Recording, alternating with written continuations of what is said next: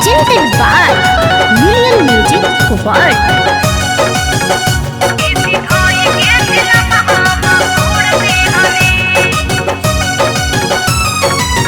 पगहा प्रीतिया के तोड़ दिहलू ए हो, पगहा प्रीतिया के तोड़ दिहलू। काहे गुस्सा में जिलम गौरा फोड़ दिहलू। काहे गुस्सा में जिलम धनिया फोड़ दिहलू। नशा में नसाइल पे जोड़ रहनी ए जी, नशा में नसाइल पे जोड़ रहनी। खीसी धाई के जिलमिया हम फोड़ दीहनी।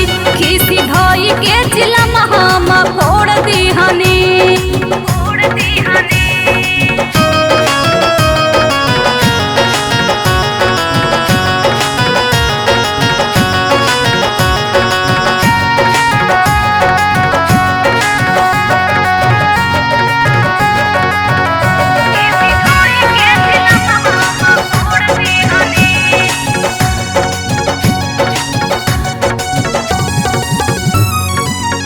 जनी खिसिया गौरा बाड़ू जीवन संगिनी।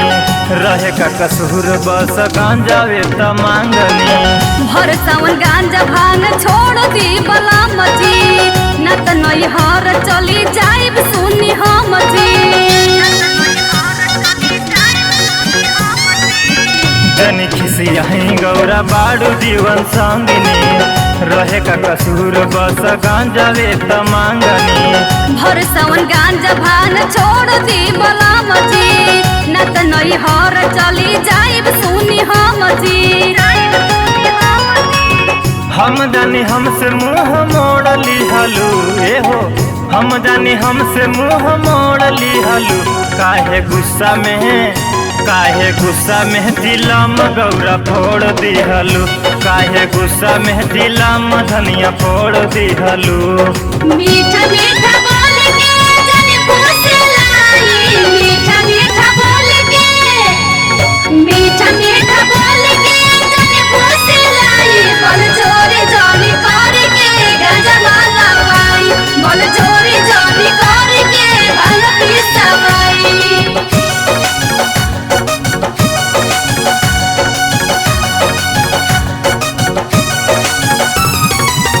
माफ कर गौरा जैसे कहबू हम करब। जात बानी से होकन के दुख दर्द हरब। सुनी रउर बात स्वामी बानी हम खुश जी।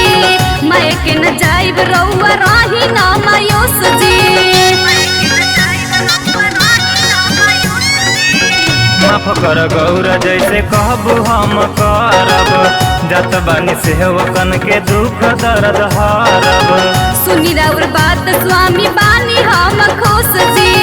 मैं के न जाइब रउआ रही न मायूस जी। नया चिलम भर के गांजा फूक ले जी ए जी, लय है मल के गांजा फूक ले जी।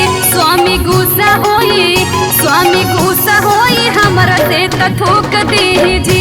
जाति गुस्सा होई हमरा से त थूक दे जी।